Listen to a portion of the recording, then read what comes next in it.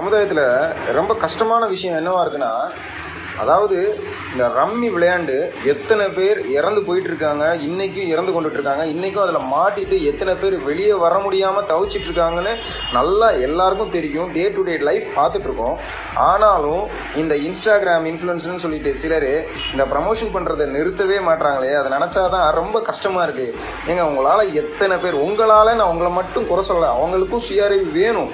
ஆனாலும் உங்களை பார்த்து கொஞ்சமாவது இவங்கெல்லாம் பண்ணுறாங்களே உண்மையாக இருக்குமோன்னு கஷ்டத்தில் இருக்கவங்க அதில் ஈடுபட மாட்டாங்களா? கொஞ்சம் கூட உங்களுக்கு அதில் எண்ணமே கிடையாதா? எவ்வளவோ வழி இருக்குல்ல காசு சம்பாதிக்க. உங்கள் இன்ஃப்ளூயன்சரை வச்சு நல்ல விஷயத்துக்கு எவ்வளவோ ப்ரொமோட் பண்ணலாமே, எவ்வளவோ பொருட்கள் இருக்கு, அதுக்கு ப்ரொமோட் பண்ணி சம்பாதிங்களேன். ஒருத்தங்க சாகுறாங்கன்னு தெரிஞ்சும் அதில் திரும்ப திரும்ப அந்த விஷயத்துக்காக ப்ரமோட் பண்ணுறீங்களே, அப்போ இதெல்லாம் காரணம் என்ன? நம்ம சட்டம் கரெக்டாக உங்களுக்கு தண்டனை கொடுக்காததுனால இவ்வளோ அசால்ட்டாக எல்லா விஷயத்தையும் தப்பாக அசால்ட்டாக பண்ணிட்டு இருக்கீங்க. மக்களை வாழ வைங்க, சாகடிக்காதீங்க.